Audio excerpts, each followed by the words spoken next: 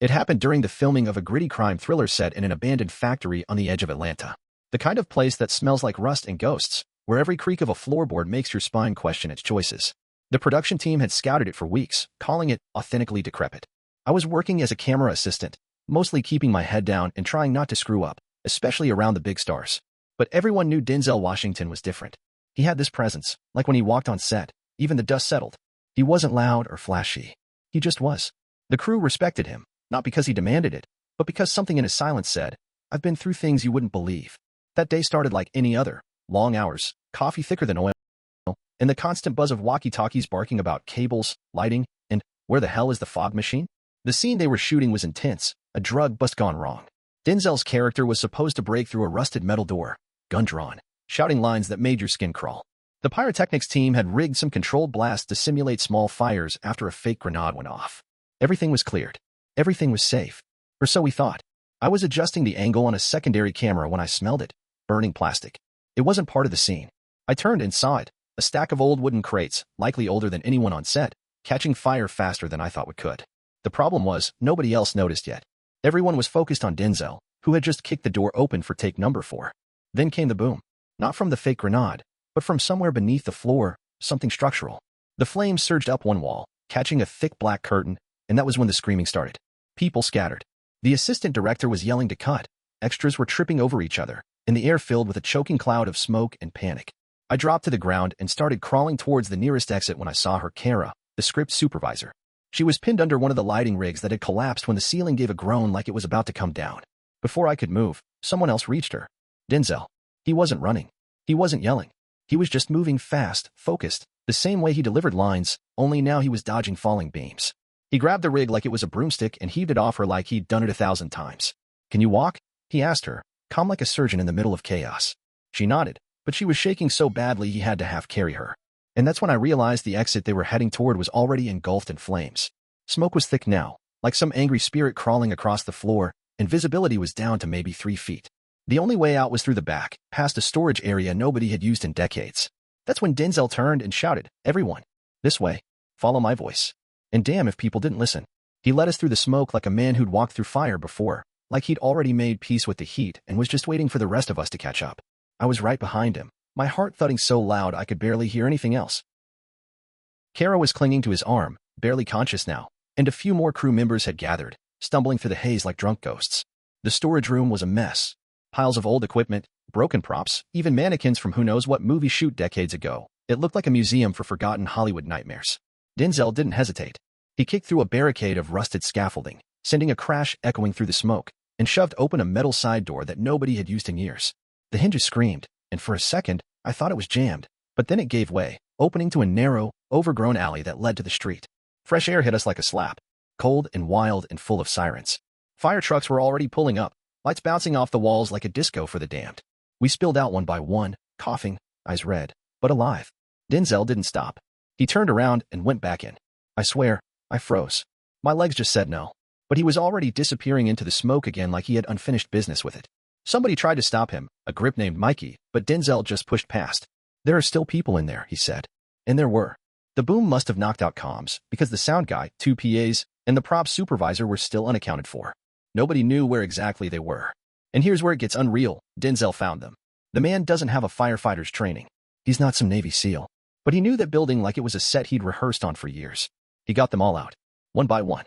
I saw him last, carrying the sound guy, Tommy, barely breathing, like a sack of flour over his shoulder. His clothes were charred, his face smudged with soot, but his eyes, man, they were laser sharp. No fear, just determination. When the fire chief finally got to him, the guy just blinked and said, "You're lucky. You got a real one on this set."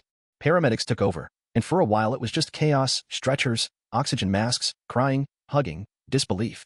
It wasn't until the next morning that I really grasped it. The headlines hadn't hit yet, but every single person on that set knew what went down. Knew that if Denzel hadn't kept his cool, hadn't gone back in, hadn't led, we would have lost people. And the craziest part? He never said a word about it afterward. No interviews. No social media post. No grandstanding. Just showed up the next week like nothing happened, script in hand, asking where we left off. But none of us forgot. Word eventually got out, but not from Denzel. It started with whispers among the crew, then a grip posted something cryptic on Twitter, something like, "Worked with a real-life hero today. Not all superheroes wear capes. Some carry scripts." The tweet blew up. Then came the rumors and the trades. Some PA leaked a blurry photo of Denzel guiding people out of the smoke, and suddenly everyone wanted the story. Every outlet called it a near-death miracle, but none of them really captured the silence of that set afterward. How we all moved a little slower, looked at each other longer. We'd been changed by something and by someone. There was a shift in how people talked to Denzel. Respect was always there, but now it came with a hush.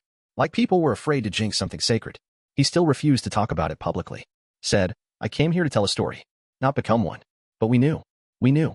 2 weeks later, we were shooting a quiet dialogue scene, just Denzel and the young lead, Marcus, playing his character's son. It was dusk, that golden hour where everything looks more honest. Marcus, who had been a bit of a hotshot before, walked over to Denzel between takes and just said, thank you. For that day. Denzel didn't smile or nod or say, you're welcome. He just looked at Marcus and said, that day made us all better actors. I didn't get it at first, but over time, I started to. When you've seen what it takes to survive, to choose to go back into danger for people who aren't your family, your fame, your problem, that changes how you deliver a line. It changes how you stand in a scene. There was more weight to everyone's performance after that. Like the fire burned away the surface and left only the truth. After we wrapped, there was talk about dedicating the film to the hero of the fire, but Denzel shut it down gently. The story stands on its own, he said. Let the work speak. Still, I kept something from that day. A small prop, just a scorched piece of the clapperboard we used before the explosion. It's half melted, blackened on one side, but you can still read the scene number. Scene 27B. The one where his character kicks the door open. I keep it in my apartment now. Not as a souvenir of fear, but of what I saw when the walls went up in flames, what he showed us. That courage doesn't roar. Sometimes, it just walks through fire and carries you out. Scene 27B was supposed to be the emotional turning point of the film. In the script, Denzel's character, Detective Marcus Graves, kicks in the door to an old warehouse, chasing the man who ruined his family. It wasn't just about catching a criminal. It was about confronting everything he'd buried, guilt, anger, and the part of himself he tried to leave behind. There was a line he was meant to deliver as he entered. I told you I'd find you. I always finish what I start. But in the chaos, I don't think he ever got the line out. The explosion happened just as the door swung open, and that one line, printed in bold on every script page, was never spoken. Still, in a strange way, he did finish what he started, just not in the script's version of the story. Weeks later, when the film was in post-production, the director, Frankie Delano, a veteran with a soul full of war stories, called me into the editing suite. Watch this, he said, barely glancing away from the screen. He pulled up the footage from that day. The camera had kept rolling longer than anyone realized. Amid the smoke, just before the rig collapsed, you could see Denzel glancing toward the fire, jaw tight, like something inside him had already made the decision to act. Then, right before the camera cut out, you could faintly hear him say something, not the scripted line. Something different. It was soft, not meant for the mic. But when Frankie enhanced the audio, we both heard it. He said, we don't leave anyone behind. Frankie just nodded, quietly, then leaned back in his chair. That's the real movie, he whispered. We never used that take, of course. Too chaotic. Too raw. But I think we all knew something holy had happened in that moment, not because he saved lives, though he did, but because he did it without needing to be seen. He didn't act for the camera. He acted because it was the right thing to do. I still think about that a lot. About how fiction tried to script a hero, but reality gave us one instead. And how sometimes, the most powerful line is the one you were never supposed to hear. Funny thing is, in the final cut, we reshot scene 27B weeks later on a rebuilt set. Denzel hit his marks, said the original line perfectly, and the director called cut. Everyone clapped. But when you watch the scene closely, really watch, you'll notice something in his eyes.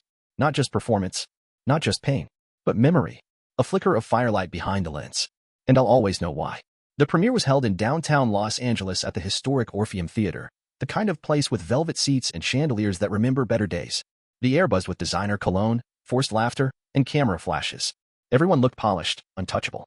But underneath the glamour, the crew that had been there that day, those of us who had run through smoke, carried gear and fear in equal measure, we carried something else. A shared silence.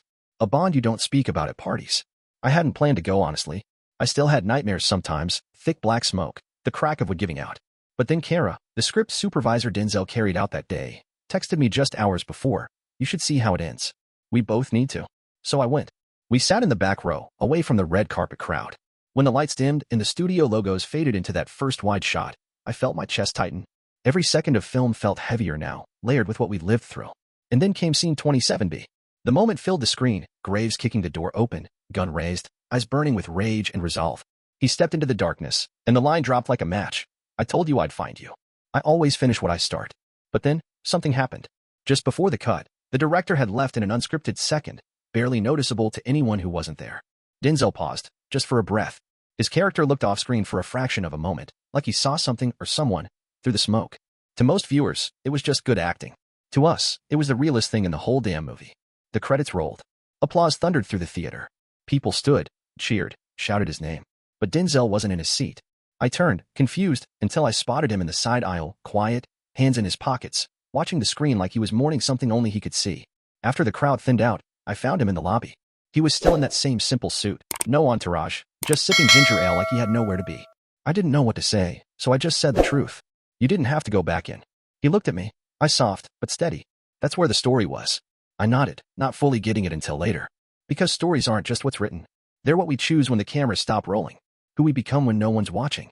And in that fire, we all became part of something bigger, burned into celluloid. Sure, but more than that, etched into each other. Before I left, he handed me something. A scrap of paper. Folded, worn. I opened it later, when I was alone. It was a copy of the original script page from scene 27B. But the last line had been crossed out. Beneath it, in Denzel's handwriting, were just 4 words. We don't leave anyone.